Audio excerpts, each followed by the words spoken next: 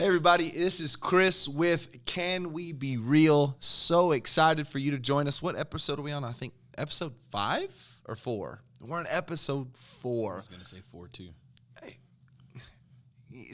I'm thankful that you've watched every podcast as well. I really have, yes. Jerk. So, Golly. You just couldn't help hit it. the laugh track.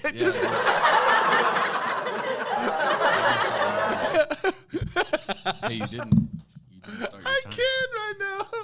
Okay. Come on. Don't start. Okay, and this is going to be a serious day, and we're starting like this. Tell them your name. Who are you? Jordan Guerrero. I've been coming to church here for a long time. I've known Pastor Chris since I was, 12 or 13. So, Took you to what's that? Six Flags. Yes. That was fun. Yeah. That was fun. 12 or 13 years old. We've been walking together for quite a while. Yep. And I love that you're going to be here with me. I'm excited. It's going to be good. I knew when I got a message that said, "Do you trust me?" I got nervous right away because I knew something was up. But you did it. Yep, I'm here. That's why I trust you. Yeah. That's what I love about you is you're gonna jump in because I'm you trust excited. me. Oh, our coffee mug of the day is Mama Bear. No judgment. No judgment. No judgment. Listen, it's Chelsea's cup, and listen, I don't know what this is. It's like those. It's almost like a metal cup, but it's not. Whatever. These are the best. It's like a campfire. Yeah, I was mug. gonna say it reminds me of those blue Campfire campfire mugs. pots and stuff. Anyway, Jordan. Yes. So something ceramic, Yeah. possibly. Voice from behind the Something camera. like that. Mysterious voice. the voice with no name.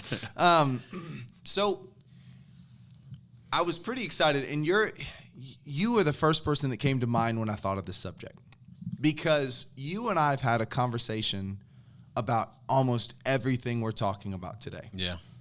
So I went and made a message on the page and said, "Hey guys, send me the biggest struggles you face as a man." And there are 3, Yep. but there was only 2 answers. Clear my throat. The 3 are the balance. Actually, you know what? I'm going to read the message. I want you to. This is the message I got from one guy. He said, "My biggest struggle would be finding balance between providing for my family and spending quality time with them." That's a good one. Yeah, Really good one. I have to work daylight to dark 6 days a week to pay bills, so that my wife would like to stay home and work with the last baby. And a lot of men I know struggle with finding that balance. And I sure don't know the answer besides don't go into debt. So that was the first message I got. That's tough. Second one was sexual purity, pornography, and Figured everything that one was in. coming. Oh, yeah. There's no doubt. Yeah. And then the third one I came up with because hundreds of people saw my post, but I got like 3 answers, Yeah, that's perfect. right? Mm-hmm. Pride. Yep. And I'm gonna hold it in. I'm not gonna talk to anybody, whatever. Yeah. The biggest struggle men have. So what we're gonna do is we're gonna walk down all 3, right? Let's do it. So let's start with why. Let's start with the one that the one I came up with. Why do you think men struggle so much opening up, being vulnerable? Why do you think? Yeah. That's something that I've struggled with big time. I mean, I've gotten myself in trouble, serious trouble over just not wanting to speak up and say, "Hey, I've been struggling with this." And I think part of it is the enemy likes to use shame. He likes for you to feel ashamed. Yeah. Like you're a man. You're supposed to be the head of your head of your household, and you're supposed to be this upstanding guy. You go to church all the time, and you're doing this stuff, And I think that part of it is shame, and there's this big stigma on men that you have to just be tough and just deal with stuff. And I've learned over time that you're someone that I can come to, and I've made myself come to you when I don't want to. Yeah. And when we open up to each other, that's when healing can really happen. But I don't know. I think that it's a shame thing. Yeah. And it's a macho type thing. You know what I mean? That Like, pride, that machismo, that, you know, it's the men don't talk about their issues. Men don't talk about the problem. You don't bring that up. That's what women do. there's so many guys out there that have that issue. Yeah. Men don't talk about their problems, or just deal with it. Yeah. You know, or the way you deal with it is you go drink. Yeah. Or you yell and take out your anger on your family or other people, your coworkers. Or go find a woman that'll agree with everything you have an issue with at home. Yeah. Or just find a hobby and dig yourself into it. You know, so it's crazy because I've been in ministry for 14 years now. Yeah.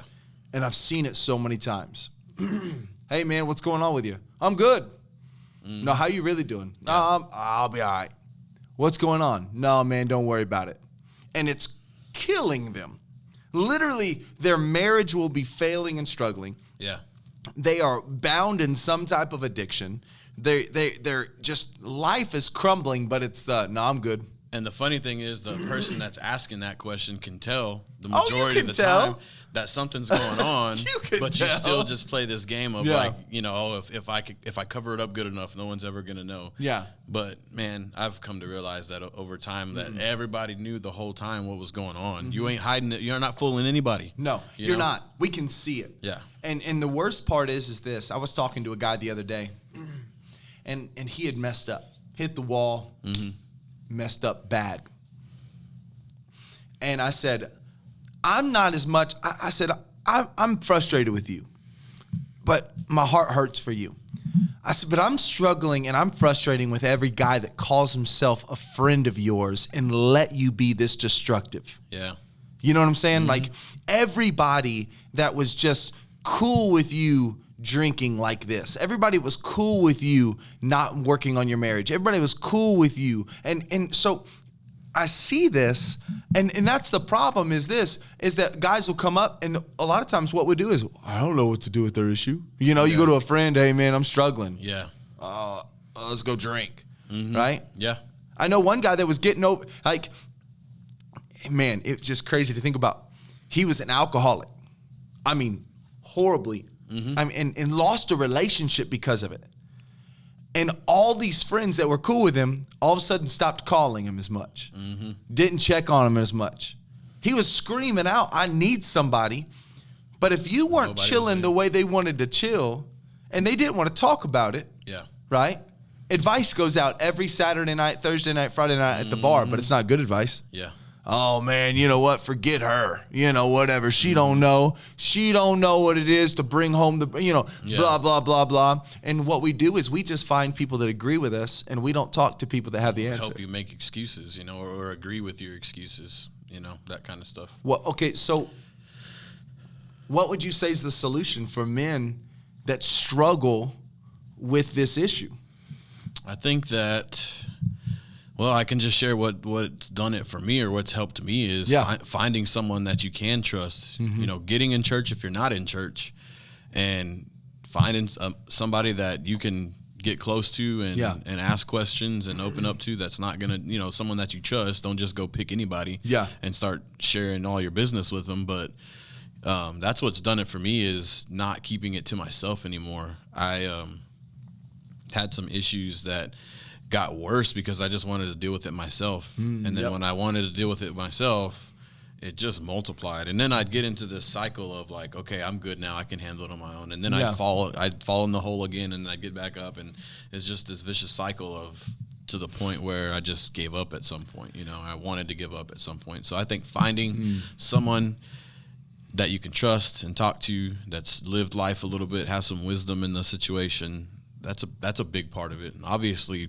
prayer, reading your word, but the biggest thing for me, I think, is having somebody there that I can at any time say, hey, this is what's going on. Yeah.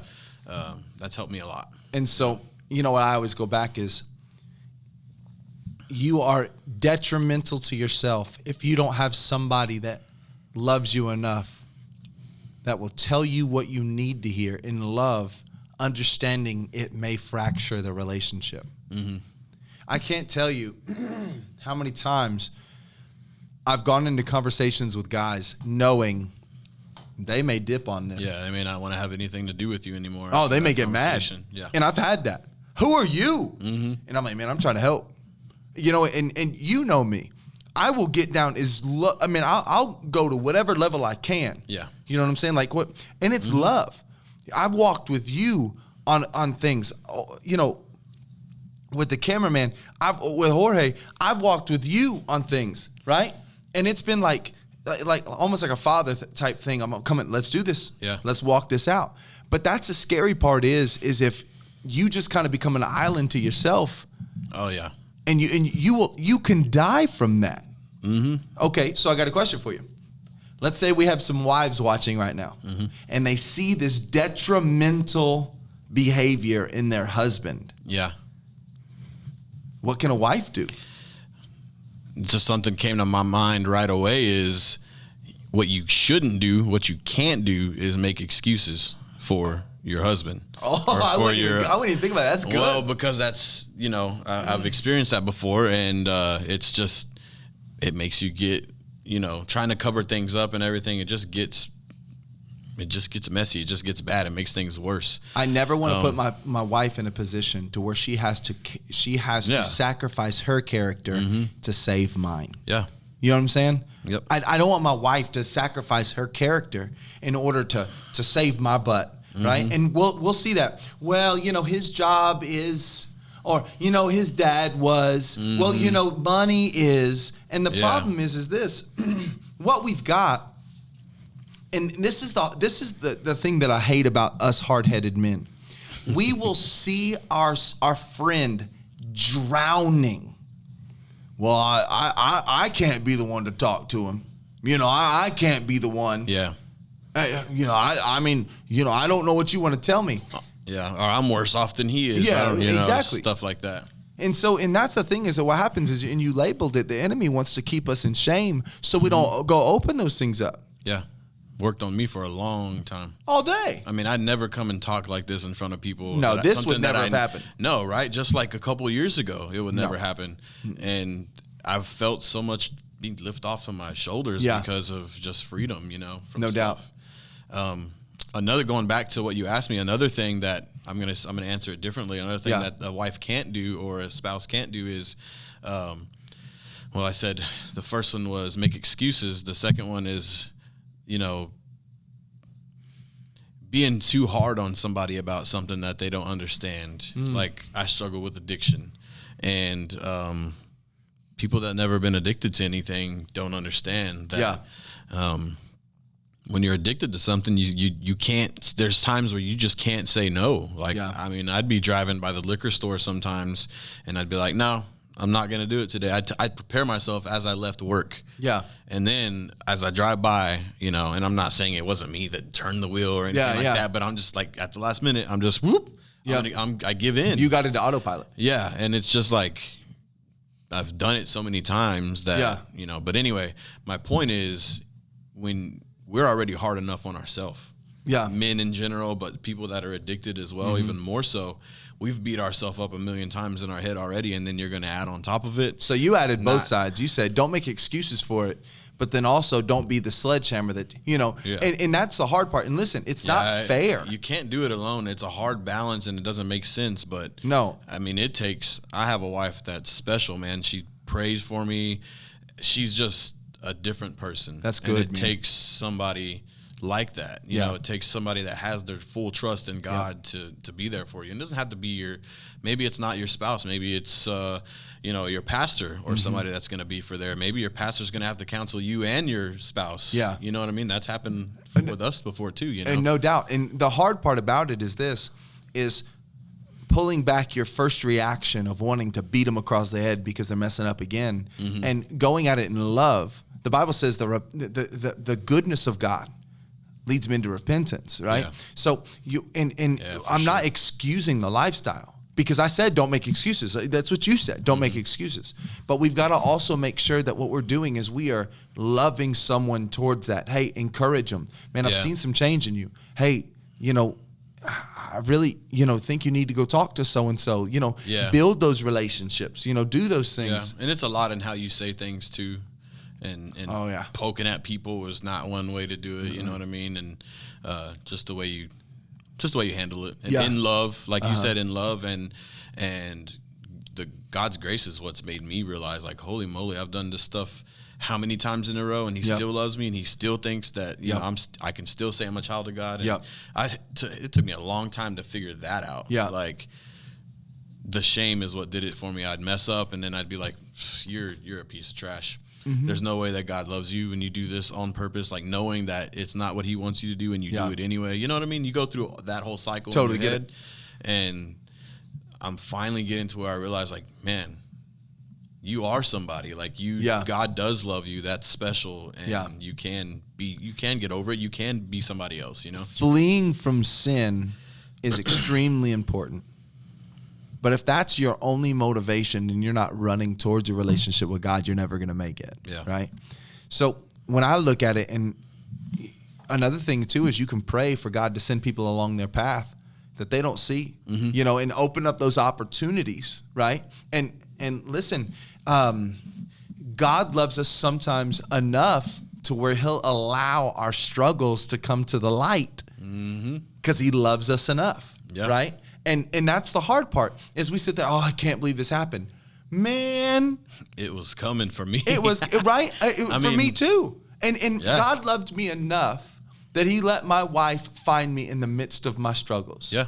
And same. And see it for what it was. Mm-hmm.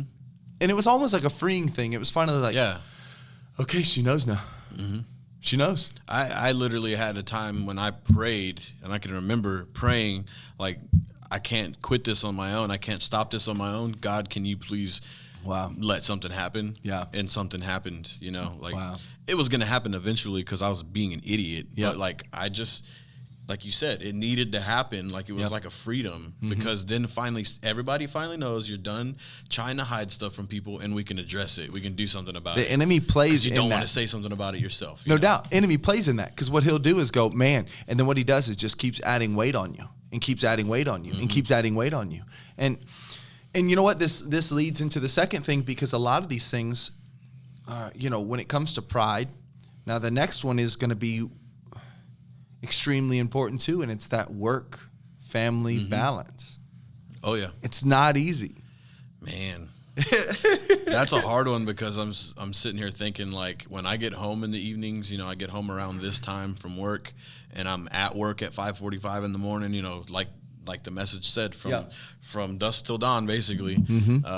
And I get home, and what do I want to do? What does any man want to do when they get home? They just want to relax. If the football's on, watch some football, eat some food, take a shower, you know, relax. And the kids are there, and it's our job to spend time with them, man. Yeah. It's something that I didn't always have growing up, and I take it for granted so many times. You know? Selfish men will tell you deserve a break when you get home. And it sounds right? I can remember when I would be getting off, you know, at Chili's, crazy schedule, double with also working at the church, or I remember when I worked at the school or whatever. Yeah. And I'm like, man, I've had a crazy hard day, right? And there is no doubt of that. No doubt of that. Yeah. But the hard part is this. Your kids don't know that. And there's going to be some times to where you have communication to where, you know, my wife would see like, okay, hey, let's give daddy, you know, 30 minutes just to kind of go take a shower. And she knew it was just kind of wind down. Yeah. But I needed to come in willing. My children deserve as much as I gave to my job. Yeah. Because you'll never get that back. No, and then me and my coworkers were talking about this today. I spend more time in the classroom and with my athletes and stuff and my coworkers. Yep. I spend more time with them than I do with my own family during the school year, you know, and football season. So when you have this job, it's like even more important then, you know what I mean? You've really got to make sure. Yeah. You have got to make sure. And the hard part we've got to do is I used to find myself detrimentally on this phone. I'd get home and I'd be with my kids, but I wasn't with my kids. Yeah, you weren't present. Yeah. I wasn't present. I was there, but I wasn't there. Yeah. And that's what we'll tell. Hey, what are you complaining for? I pay the bills. Yeah. I do this. I do that. And the person that wrote this, I'm not saying that's what you say. I'm saying if this job is going to be something you keep, okay, if this is going to be something that you keep, then you need to make sure if this is what you need. Now, follow me. If this is something you know you're supposed to keep, okay, then you need to make it work. You need to make it work. Yeah. If you are saying this isn't going to work, because you know what will happen with us men? We will continue to work and continue to climb and continue to try to have things and things and things and things and things. There was a quote I said that many fathers are wasting so much time trying to work to give their families things. Yeah, I remember that. Right? And we are. And I'm not saying things are a problem. But Xboxes, TVs, phones, four-wheelers, fishing, none of that will ever replace the relationship with a father. Yeah. Ever. Sure. And I'll tell you this. I would much rather a father look for a new job. I don't care if he's the CEO of the company. Look for a new job. Now, I'm not saying quit without a job. You know, a man doesn't work, he doesn't eat. Yeah. But I'm saying I would much rather him go work a job that's beneath him and be a present father than hand, I think I got a notification, than hand their kids the world, but they're not in it. Yeah. And it's hard for us. That's a hard decision to make, but I mean, it's got to be one that's so I've got some right rules for it. decision's got to be made, you know. Yep. So I'll say this. Number one, you never make decisions in your emotions. You don't make that decision after a hard day, hard week. I just called you like 3 weeks ago on right? that one. Because you're not thinking straight, right? It's kind of like this. Anytime anybody comes up and goes, hey, I want a tattoo. I'm like, awesome. Come see me in a year. If you still want it, then I'll write off on it. Yeah. Right? Oh, Lord. That's good advice. Right? So in the same way, you come to me, oh, I'm ready to quit my job. Okay, come see me in a month, and if you still feel that, then we'll talk. If it's not just the emotions, right? Because the emotions are going to get, but I've got to make sure, biblically, my first relationship is to my wife and to my children. Yeah. Even as a pastor. I love you guys. My first relationship's to my wife. Yeah. My first relationship's to my kids. And I've got to make sure, number one, that let's say a guy's like, man, I know I need to leave this job. Okay, be very faithful.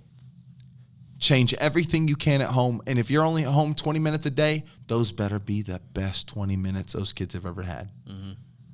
Best 20 minutes those kids have ever had. Right? And open your mind. What happens? What if you started waking up early and started making them food? Yeah.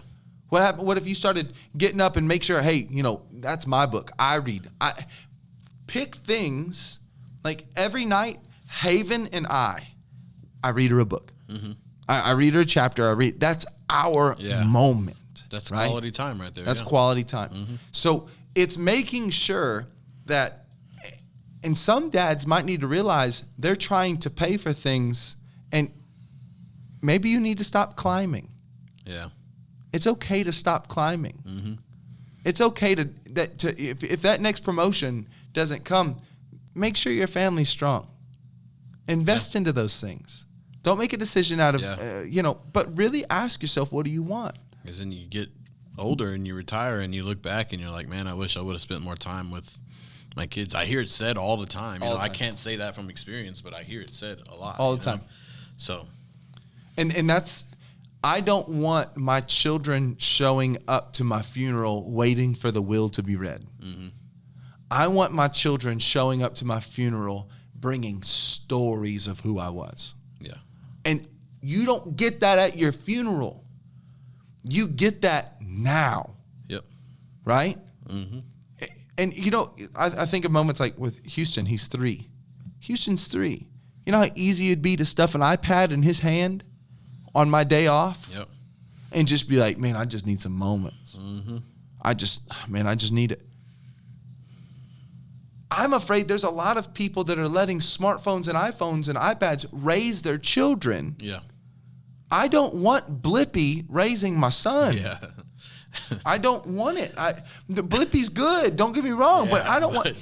Is it easier that way? Yes. Yeah. But we are living in a moment right now, Jordan, we prayed for a few years back. Yep. We're living in a moment, and we need to make sure that we are utilizing it correctly. Yeah. And you know what? I'll connect something that you said. Tell me what you think about this. You said you need to bring someone in your life. What if you brought someone that knows you, that has wisdom in your life, that you ask them, hey, am I balanced? Yeah. Can you imagine that? Mm-hmm. Going to a man that you trust, that has some wisdom in your life, and say, hey, don't pull any punches. Am I balanced? Go to my wife. That's really swallowing some pride right Bro, there. Yeah. Sit down, shut your mouth. Am I balanced? And just listen. Yeah. Whoa, can you imagine that? Yeah. For real. Yeah. Can you imagine that? I wouldn't like the answer, probably. But that'd be the key. Don't say anything at the table. Yeah. Don't say, just be quiet. Am I balanced? No, you're not. And just listen. Yeah. I didn't even think about that. That'd be crazy. That was straight up just, can we be real right there on the moment? Yeah. Going up to your wife and saying, hey, am I balanced? Oof. And bring your wife into That this. would be good, though, you know? That would be a good conversation starter. Like, you could really fix some things or work on some things, or your eyes can be open to some things. Yes. Big time. Well, okay, so military man. Mm-hmm. Every sniper has a spotter. Mm-hmm. Spotter can see more, sees the effects of what's going on. Sees exactly where it's hitting, and he can tell them what adjustment to make. Does typically a sniper and a spotter, is that one person or is it two? Two people. Mm-hmm. Who do you have in your life that's just as invested as you hitting the mark in your life? Yeah. What, like, name a famous sniper. Oh, I don't know. Chris Kyle? Chris Kyle, yeah. Right? Name his spotter. Can't do it. No one does. We always name the sniper. We never name They the get spotter. all the glory, yeah. Right? So who is in your life that doesn't need the glory but is invested in you succeeding? Yeah. I think your spouse is somebody that'd be perfect for that, obviously. I mean, because what they're saying is not to harm you or to bring shame to you or to embarrass you, you know. If it is, there's deeper issues that need to be dealt with. Yeah. They may be trying to deal with or cover up something that they're dealing with, but see, I think it's extremely important for us to talk about that, because if you're going to stay in your job, then, you know, like a food journal, have a time journal for your week. Go back and literally wrote, this week I worked till this. And then get on a calendar and write, well, from here I watched this. From here to here I did this. What if we did that with our time? I bet you we'd find some time. The one time I used that in a sermon with the youth, because my phone, your iPhone, I don't know if your Android phones do it, but you mean God's phone? Yes. God's phone. At the end of the day, every day, or end of the week, it sends like a report, and you average this many hours on your phone. And I used it as a part of a sermon because I can't remember what the topic was, but something to do with how we use our time. Yes. And I don't like seeing that report. No one does. Yeah. It's more than you realize, man. It's crazy. You're right. Those things, our phones really are taking over. Yeah. And life. and I think what it is to where, and there's some guys that they really do work a lot. Yeah. Okay. So plan, like I was talking about the book thing, make sure, hey, if this is my day off, this is our day. Mm-hmm. You know, I'm not man, we have a game night this night, or we do this day. Our dad makes pancakes this time. Yeah. And that's non-negotiable. I can't tell you how many times Maria and I have sat down and like said, oh yeah, this night's going to be, we did it not too long ago. We were like, yeah, this Friday nights or Saturday nights is going to be movie night. And then we're going to do this. And like, we'll start it with good intentions and then we just get sidetracked, you know? What do you think does that? I don't know. Our phones probably will have a lot to do with it, but I don't know. We have good intentions every time. It just we just don't follow through with it. Okay. Why, as a coach, do you not stop coaching at game one? I mean, you've spent a lot of time with them. There's a lot of things to Why don't you stop? a lot of things to improve on. Things haven't been perfected. No, I'm all trying to just throw things out there. So why do professional athletes have coaches? Why do they have coaches? I don't know, because there's always imperfections, I guess, that they could work out. Always. Yeah. From peewee to professional, there's always someone on the sideline that sees it from a different perspective that has it. Why don't we do that in our lives? Yeah. Why? Like, I meet with couples typically 6 times before I will ever marry them. Why is it we invest all that time at the beginning, but we don't do it 10 years in? Who is looking at our marriage? Who is looking at me as a man? Yeah, that's good. That's a good point. At me as a man. Yeah. Right? We disciple men until they're a certain age as fathers, and then we let them go. Yeah. What? They still need and to. we let them go and expect them to like find someone to mentor. And I'll say this: they maybe have needed some stuff all along. You are never to the point where you don't need a mentor. Yeah. Ever. Yeah. So, subject number 3. All right. I would probably say Let's do it. is one of the biggest struggles. Statistics show it, and that's pornography. Yeah. And we don't talk about it in church. No. Most churches don't talk about it. That's taboo. It's taboo. Stay away from that. Brother. And this subject is, the numbers are startling. The amount of Christian men that do this. For sure. The amount of things that are destroyed. And I'm about to drop a bomb on you. Are you ready? Yeah, I'm ready. Let's hear it. Bro, I am shook right now because I'm still shook. He's excited about Jorge this. hasn't even heard this yet. He was talking about it before, so. Because I think when you hear a piece of information that is not hidden, but no one talks about it, and it just makes sense, but it doesn't make sense. Yeah. Let me explain. You ready? If I tell you that your life and our culture has been drastically affected by a man named Dr. Kinsey, would you know what I'm talking about? Dr. Kinsey, no. Dr. Kinsey. You ever heard of Dr. Kinsey? Kinsey? You've heard of him. Oh, you've heard of him. Dr. Alfred Kinsey. Is it Kinsey or Kinsley? Let me double check. Kinsey. It's Kinsey. Never heard of him. Dr. Kinsey. But I guess I have heard of him, apparently. Oh, brother, you're not ready for this. And let me go ahead and preface this. Parents, if you're watching this with children, you really, it's a disclaimer. We're going to be talking about some stuff. I am going to be cordial, but we're going to talk about some stuff. So this is just a disclaimer at this point. Dr. Kinsey. Dr. Kinsey was in a very strict house growing up. Okay. Went and became a scientist.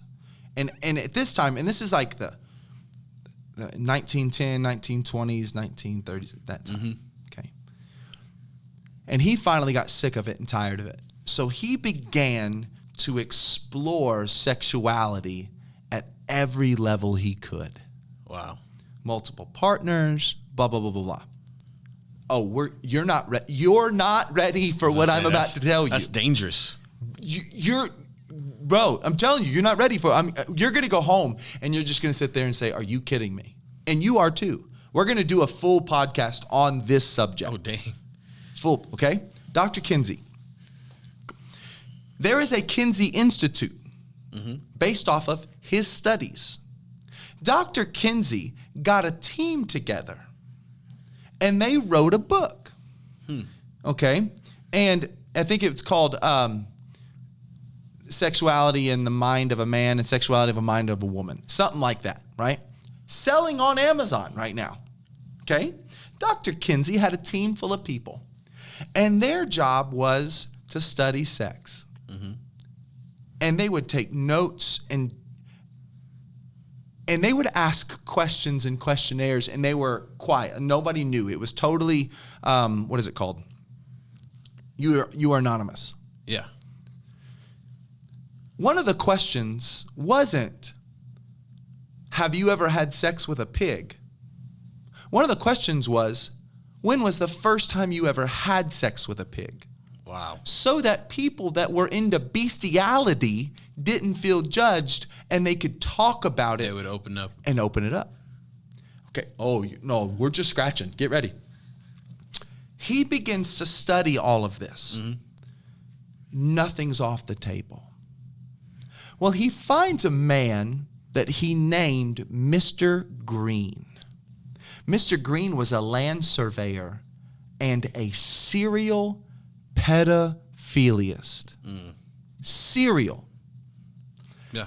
Earlier in his life, while he has hundreds of victims, he ran into a psychologist, doctor kind of guy. Mm-hmm.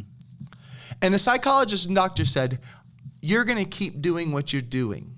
I can't stop you. So would you scientifically write down every detail of what you do to these children so we can study sexuality?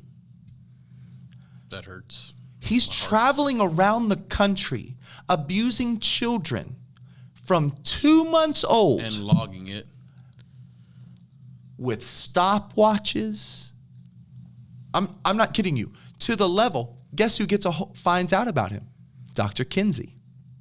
Mr. Green was writing all of these in books and would bury them in the desert because he didn't want anybody to find them. Well, they met up. And guess who got some of his books? Dr. Kinsey. And I'm going to be very careful on how I say what I'm going to say. But remember those 2 books that I said? Mm-hmm. Okay. And some of the subjects were orgasms in a prepubescent, whatever, 2-month-old boy. Orgasms. On how long it took to get a 2-month-old to orgasm. How long it took a 4-month-old to orgasm. And it talks about screaming, kicking, fighting, but they liked it in the stuff. Follow me. In these books. And Dr. Kinsey is bringing all of this up, and he is using all of this information to say that you are born ready to be sexually active. And doesn't stop him, encourages him to go out and continue to bring me your research. He found, I'm trying to tell you, he found a German soldier who was a leader in the German army, who was over one of the camps. Found out about him, and they began to send letters back and forth. So he publishes these books that literally in them talk about, like one of them said, a 4-year-old achieved orgasm 25 times in a 24-hour period. Do you know what you have to do to, like, think of this? And he's using this as science. Now, some of you are going, what are you talking about? Yeah, it's sick. It's disgusting. Yeah. He writes these. It hits America by storm. Over 300,000 copies of this book are sold. Most people didn't even notice the diagrams were in there. But think, everybody at this time, sex was it was, quiet. You didn't talk about it, all this kind of stuff. Yeah. This is what brought the sexual revolution. He's known as the father of the sexual revolution. Okay? So much to the fact, there is still a Kinsey Institute studying sex that is saying you are born ready to be sexually active. Look at the roots of that thing. It's Look at this. Evil, man. Okay? Well, he writes these books, and they're going everywhere. Made us begin to change our sodomy laws. All of a sudden, laws started changing because it's science. We're teaching it now.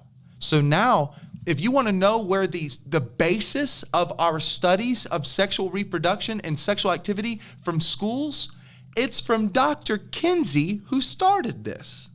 Now let's connect it to what we're talking about today. Wow. Guess who got his book in college? Who? Hugh Hefner. Oh. Hugh Hefner found his book and said, this stand-up guy, and I'm finding everybody wants this stuff. Switches. Hefner says, I will be his biggest supporter and pamphleteer, letting everybody know, and came out with a magazine called Playboy.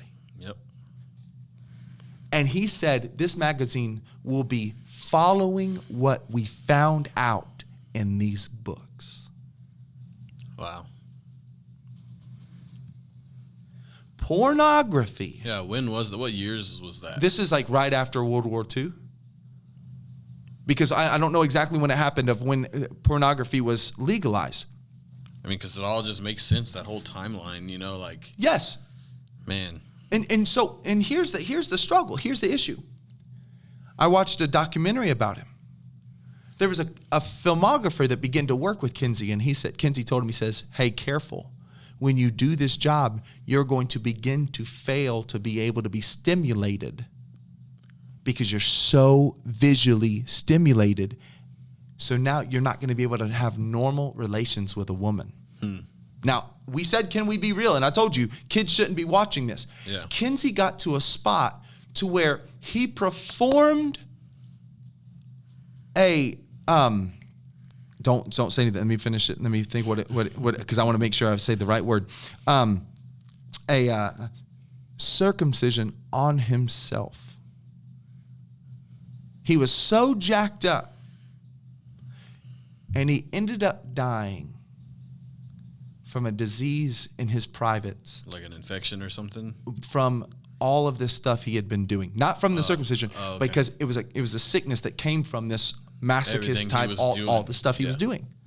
Well, then all of a sudden now, look at that. We have teenagers now that have erectile dysfunction.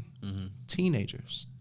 And we are flooding these people in youth. My first exposure to pornography was third grade. Went to my friend's house. He said, hey, I got to show you this bag full of stuff. We're in his basement looking at ripped up magazines. And then you would watch a show, and at certain nights, these shows would come on. Yeah. And it hooked me.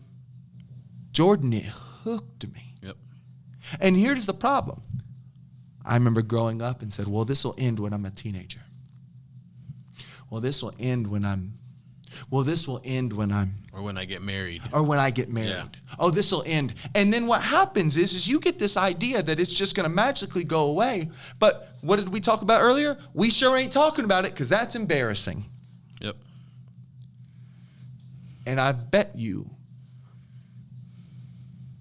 most of the men, I'm not going to say all, but most of the men that see this will say, at some time in my life, I struggled with the addiction to pornography. Yeah.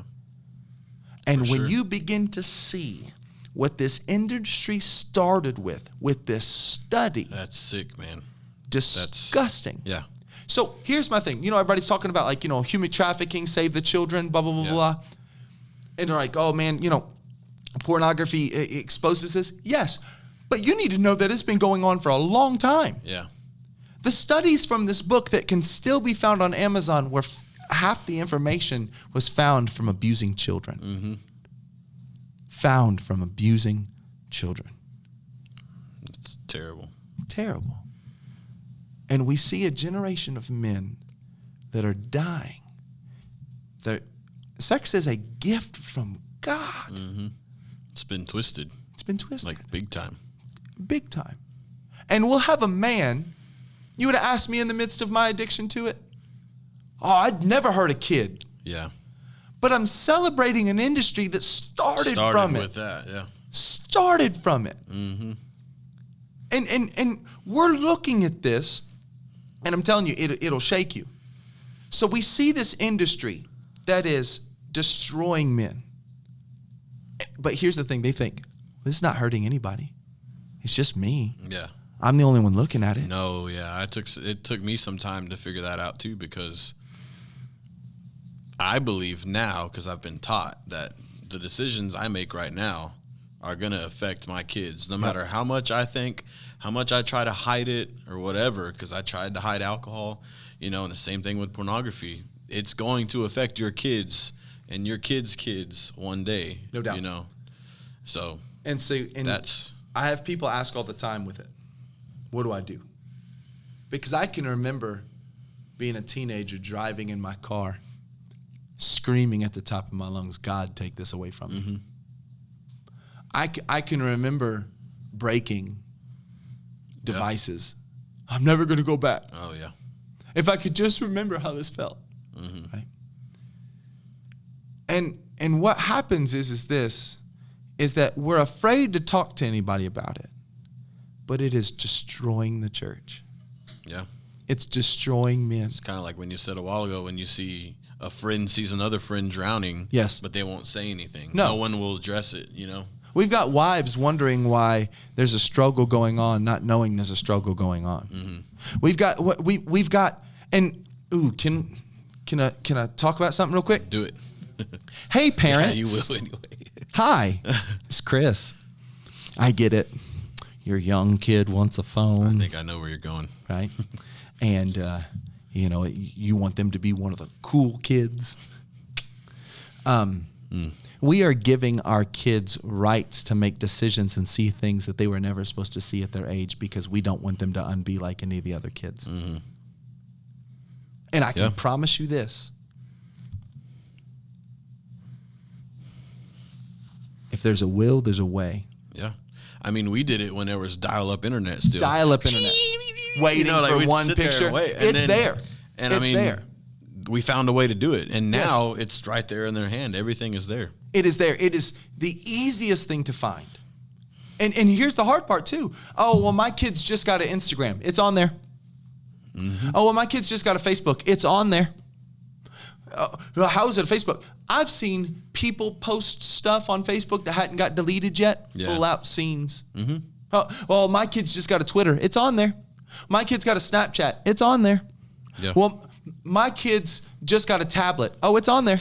100% accurate. It's there. And what happens is this. We are sacrificing our children's purity for the sake of them being entertained. And they are dying to it. Teenagers are having erectile dysfunction because of they're looking at this and they're so seeing this obsessed for with it, hours and hours and hours and hours upon it. And then all of a sudden they think something's wrong with them. And they're creating, it's changing the frame way that their brain operates. But there's medication for that. Yes. Yeah, I mean, somebody's making money off of it, Yes. you know? It's crazy. And so from somebody that was nearly destroyed by this addiction. Yeah. Nearly destroyed by this addiction. Some things I learned about it. Number one, it cannot be hidden. Yeah. I'm not saying you need to go to Walmart, aisle 13, and Tell scream at the top of your lungs, Tell everybody your business. I've got a problem. No. I'm saying you need to go to someone Yeah. that you trust, and you need to be completely honest. And can I add something that, like, from father perspective? Yep. Something I've already started with my sons that Maria and I have both started is, you know, with Julian, he's the oldest. I've been like, hey, you have to come to me and you have to be comfortable with coming with me and talking to me about whatever. And Yeah. I've tried to not make that weird. I've tried to, like, not push it on them, but, like, they do have to be comfortable with coming and telling you that they've looked at pornography or whatever, and you can't react in anger. You can't get crazy about it. You have to be mature about it, and it, you know, it's reality. You know what I mean? I had I don't 12-year-old think your kids have to experience, but if they do, No. you need to be prepared to deal with it. You know? I had a 12-year-old and 11-year-old student get pregnant. If you don't think the Yeah. generation's learning at an earlier age, then you're missing it. The apartments I grew up in, there was same exact situation, 12 and 11-year-old. Right? Oh, well, we She got had a baby. Yeah. I mean, it's crazy. Oh, we ain't got all that. We just got Netflix. Netflix is not under FCC regulations. I think it's FCC regulations. They're not under those regulations. Yeah, there's they some can post stuff on whatever they there. want. Oh, no, there is pornography on Netflix. There was some show that came out not too long ago that it was like I don't know if it was a documentary or a show, but it was all about sex. Yeah. You know? Well, there's a show right now everybody's talking about. I think it's called Cuties, whatever, about these little girls dancing. And it's like they're twerking and I think dancing, I've 11 seen- years old. And Yeah. they won't take it down And Netflix won't take it down at all. But what happens is this. We need to stop allowing the enemy keep us in our own little camp, quiet about it, thinking you can beat it on your own. You cannot win this fight alone. No. There's no way around it. Tried it. It doesn't work. You tried it. It doesn't work. It doesn't Do you know how many times I said, God, never again? Yeah. No, okay, well, no, this time, never again. This is my last time, I promise. No, it doesn't work. It doesn't work. Yeah. They said it takes 21 days to break a habit, 3 to 5 years to change the way your mind works. 3 to 5 years. Yeah. So if you're struggling, understand there's grace. There's forgiveness of it. Yeah. And I can remember I told my dad one time, I said, Dad, I lost focus. And he goes, we need to have a talk. You didn't just lose focus, son. Mm-hmm. You did something that's detestable to God. And I needed to hear that. But he said it in love. Mm-hmm. And there's so many things out there. Like, I have no problem. I've been talking about this for years. I love my phone. You can't do anything on my phone. Yeah. Anything that it takes. Oh, it monitors everything on my phone ever and sends screenshots to my accountability partners. Oh, wow. Oh, everything. But you know what people think? Oh, but you're a pastor. If you think that just because you're a pastor, you don't need to be protected. Mm-hmm. If you think just because you're a parent that you need to be the Bible says, I will walk into my house with a blameless heart. I will set my eyes before no vile thing. Mm-hmm. And when you begin to peel it back and understand where this stuff started from, I had no idea. It'll mess you up. That's wild. And you start going, oh my gosh. Mm-hmm. But when you're supporting that industry, you're supporting that.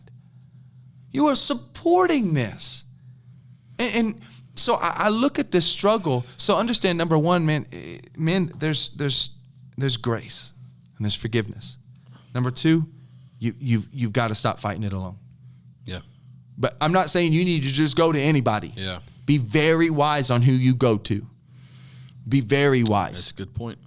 Because a lot of times, I just need to get it out there. Well, no. Be very wise. Because some people will just destroy your character for a good story. Mm-hmm. I go to people that protect me. They want the best for you too. But will correct me. Yeah. Right? Mm-hmm. So it's very important that you keep that, you have that openness, right? And I'll tell you this. You got to do whatever it takes to be free. Mm-hmm. That always makes me think of if your right hand causes you to sin, and cut it off, or your eye, gouge it out. Yep. Yeah. And see, what's crazy is this. I can remember before I'd be struggling, and I'd go, I'll do anything but tell my dad. Mm-hmm. Yeah. I'll do anything but tell my pastor. Okay, then you won't do anything. You care more about your reputation than you care about your purity. Yeah. And you're holding back somehow. You're holding on to something. I mean, I did that for a long time too. Mm-hmm. I mean, honestly, there's probably things that I still hold on to that, I haven't completely let go of. Well, that's going to be for the rest of our life. Yeah. That's going to be there's always going to be things. Get somewhere. Always. I want to get closer to Christ in everything I do. Mm-hmm. But this industry is destroying the church, and we're screaming for revival, but yet still deleting our history on our phone. Oof, man. And we've got to go. We've got to be able to hit this full on. Yeah. Don't pull punches. Hit this full on. I'm glad you said that. I'm glad you said those statistics and told that story, because that's just proof right there of how evil that is. And you know what's bad is when men of the world that aren't even Christians are coming out criticizing the industry, saying, I had to give up this. And there are guys that aren't even Christian. They're like, man, this industry's... Mm-hmm. And I'm like, don't let the world out purify us. Yeah.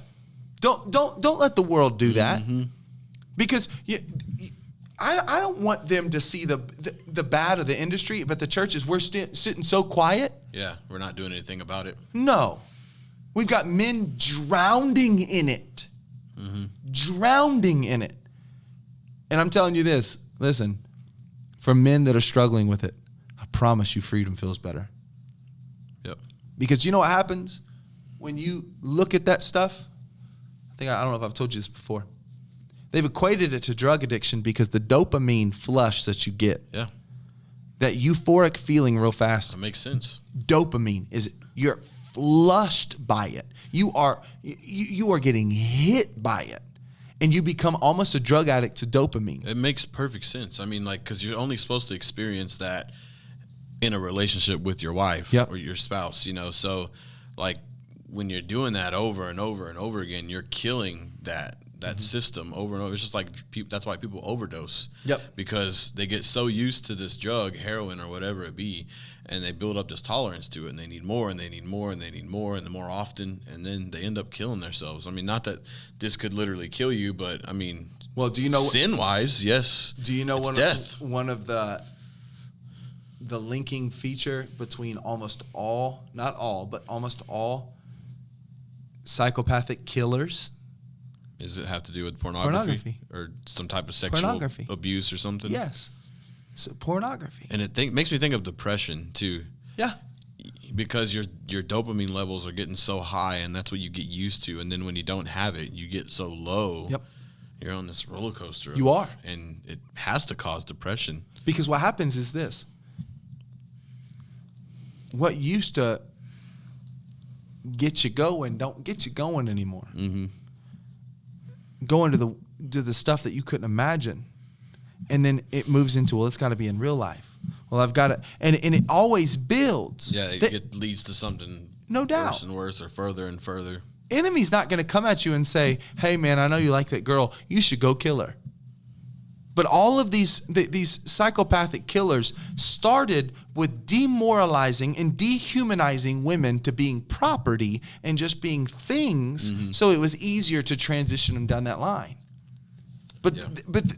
So this needs to be dealt with. And I had to go to a level of just crazy freedom that I'll do whatever it's got to take. If you got to go to a flip phone, go to a flip phone. If you've got to get rid of your Netflix, your Hulu, go to it. Yeah. I'd much rather you be bored and pure than entertained and bound. Yeah. You know? And it is worth it. It is. The freedom. Oh, 100%. But that's the thing we've got to talk about. We've got to get this out of the shadow in the church between men. And so what I would say is this. So I said, understand this forgiveness in Christ. But so the number two is that you got to do whatever it takes. You need to find someone you can trust, right? Truly trust, right? To walk you through with this, right?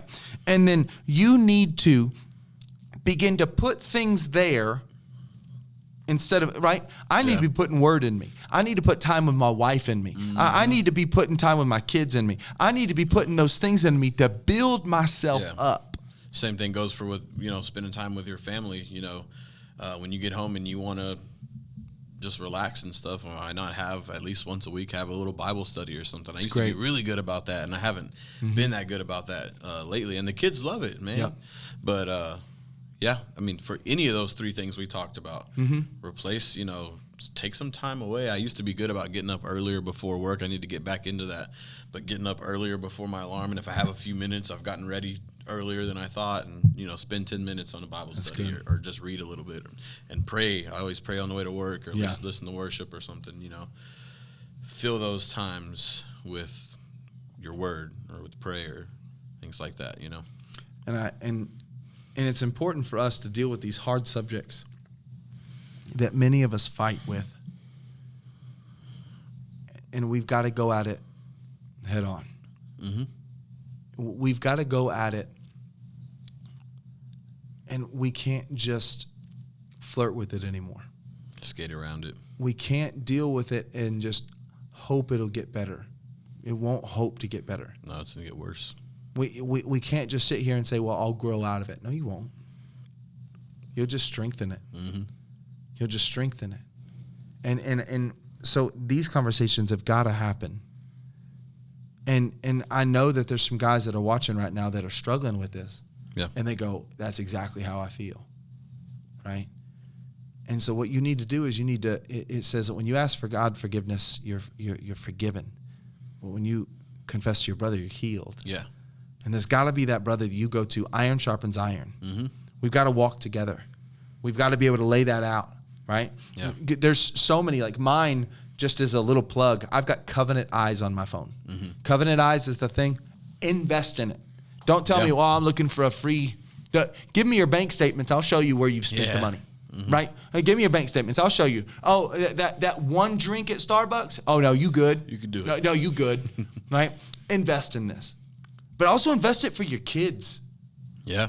We cannot sit here appalled as the church at a show by Netflix like Cuties when we're entertaining private things that no one sees. Mm-hmm. We've got to have people. I've got people in my life that have freedom to say, let me see your phone. Let me see your laptop. Let me see everything sent to them. Because once you get that shadow out, there's so much more joy that comes there because you don't have to hide. You get tired of hiding. Yeah. You get tired of it. Mm-hmm. You really do. Oh, when it gets brought up, you got to get that feeling of like, oh, it feels all awkward or whatever. It feels good to not have to deal with that. You know what I mean? Mm-hmm. So, we look at these things that men struggle with when it comes to pride, when it comes to work-life balance, and then it comes to purity. Mm-hmm. These are conversations I'll tell, men need to be having more often. Just with themselves. Yeah. They need to be having these conversations with a Christian brother. You need to be having this conversation with a pastor. Yep. You need to be sitting there and just be walking together, right? Agreed. Because it's vitally important for our kids' future. It is. Man. It's got to stop somewhere. It is. And the thing is to where if one man can start the sexual revolution, what can one godly man do? Mm-hmm. If one man can start this, can start a whole generation of pornography, what can one godly man do? Yeah. See, the enemy is always wanting to rob us of our purpose and just make us think all you're going to do is work. Man, we get to disciple our children. Mm-hmm. We are discipling someone's great-grandpa. Yeah. Think about that. Mm-hmm. Think of it. It's pretty awesome. You're like, man, I would love to have just one more good sit down with my dad. Yeah. Be able to share with him, talk with him, right? Mm-hmm. Like, so when we look at that, when we think about that, we are discipling someone's great grandmother. Yep. A patriarch of the family, a staple of the family. Mm-hmm. We get to disciple them in our house now. That is cool. So instead of, we need to begin to see, oh, I'm not a pastor. Did I say anything about being a pastor? This is just if you have kids. Mm-hmm. And some people might be listening to this, might be teenage guys. You're right now preparing what type of husband you're going to be. Mm. You don't start being a good husband when you get married. You start being a good husband with purity in your high school years. Yeah. You start being a good father at those times. And good God, quit letting the world tell you what you can do with your girlfriend and boyfriend. Mm-hmm. We talked about that dopamine flush, soul ties. Yeah. Right? That happens. Mm-hmm. Oh, I don't know why it's so struggling, man. It's just rough, man. And I wonder why. Maybe. Yeah. It's because, Mm-hmm. But when we begin to see the power of what, instead of us looking at just what the enemy's trying to destroy us with, we need to start looking at the things, like I just said, of the potential that the enemy's trying to keep us from. Yeah. If, like you were saying, one man can do all this, well, one man with God behind him, imagine what he could do. Imagine how much we could change. Yes. I sit there and look, I say the name Billy Graham. Everybody's like, oh, yeah, Billy Graham. Oh, mm-hmm. Yeah. Hey. What was the name of the man that witnessed to Billy Graham? I don't know if it was his father. I don't know that story. Yeah. Most people don't know that story. Mm-hmm. But you don't have a Billy Graham if you don't have the person that was willing to invest in that. It's true. Power of one man. Power of one man to shape a family. I look at my kids all the time, and I go, God entrusted me to be their dad. Mm-hmm. Oh, God, please don't let me screw this up. Like, I look at my wife, and I'm like, I'm your husband. It's my job to oversee this family. That's a huge responsibility. Yeah, it is. But it's powerful. Men have a strong calling on their life to disciple and shake and do great things. And we're letting the devil pick our pockets. Mm-hmm. And we've got to bring it to the light. Yep. So what would you say, there's a man on here that's like, man, I'm struggling with a lot of stuff you talked about. What would your advice be to him? Reach out to somebody. Reach out. Stop being so worrisome and prideful about what people are going to think, and just find somebody to reach out to. I mean, like you just said, you would like to know who the person is that reached out to, ministered to. Graham. I just said Jimmy Graham. Billy Graham. That's a football person. But, who knows, man? Maybe the purpose that God's trying to pull out of you is for, you're going to be somebody like that in somebody's life. I get to minister to kids all day, every day, and I love it. I literally had that conversation with a kid last school year. The decisions you make right now are not just for right now. They're going to affect your kids. Do you believe that? And he was just like, you could tell he had never heard that before. Because we're not challenging kids to think about the power of what they have. Yeah. I would pull this kid into detention with me at lunch on purpose, because I wanted to have those talks with him. And you know what's funny? He enjoyed it. Like, so, who knows when you're going to get to do something like that. If you're always worried about your struggle, this is me for a long time, always worried about my struggle and getting over my stuff, that I lost sight of like what my purpose was in all of this. If I take away what the God's purpose was for me, through me. Yes. And that's what the enemy's doing. He's got us thinking, oh, this generation doesn't want to hear from me. Oh, they whatever. Oh, they're doing their thing. Oh, I can't speak. Mm-hmm. If we remove, there was a story. Are you ready for this? It was in a book I read. There was a animal sanctuary in Africa, and they moved it from one part of Africa to the next. And there was these certain type of elephants. So they put the young elephants over there and moved them over there. Mm-hmm. Well, they went to go check. And they started finding rhinos dead. Mm. You know where I'm going? I remember this, yeah. And they started finding rhinos dead. And they're like, what is killing them? Poachers? Whatever. Well, they started finding females, elephants, beat up, hurt. All of them were pregnant. Mm-hmm.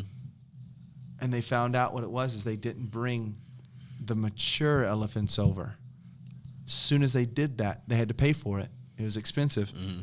It brought order back in. We've got to stop thinking that this next generation doesn't want to hear from the older men. They need them. Thinking that they're just going to figure it out on their own. They're not. Yeah. That's the worst thing I could tell my son. Oh, just figure it out on your own. No. Because if I'm not going to disciple it, a young man is always being discipled. The question is who's doing it. Mm-hmm. Always. Being influenced by somebody. You are being influenced or being discipled at all times. Mm-hmm. The question is who's doing it. Mm-hmm. Or what? What's doing it? Yeah. We have to make sure. So men of the church, go find a young man and go ask him what's going on. Yeah. Well, they need to come up to me. Stop that. Quit this pride stuff. Go find a young man. Yeah. If you've overcome pornography, go find a young man in trust, in the right relationship, do it right, but just begin to say, man, hey, is there something I could pray with you about? Mm-hmm. Hey, how are you doing, man? Hey, let's go. Let me get you and your dad some breakfast. Let's go talk. Let's see how you're doing. Yeah. If we begin to work with each other and check on each other and fight with each other, we could see some great changes. Sure. Man, we got a job to do, Jordan. Yes, sir. I appreciate you coming on and talking to me, bud. I appreciate you trusting me, man. It's an honor, man. I'm proud of you. Thank you. As a father, I'm proud of you as a man. Proud of you as a husband. Proud of you as a man of God. I appreciate it. And it's an honor to have you on here, and we'll have to have you come back next time we talk about some man stuff. All right, let's do Basic dude stuff. Yeah. I like that stuff. Hey, love you, brother. Love you, man. Thank y'all. I'll be good.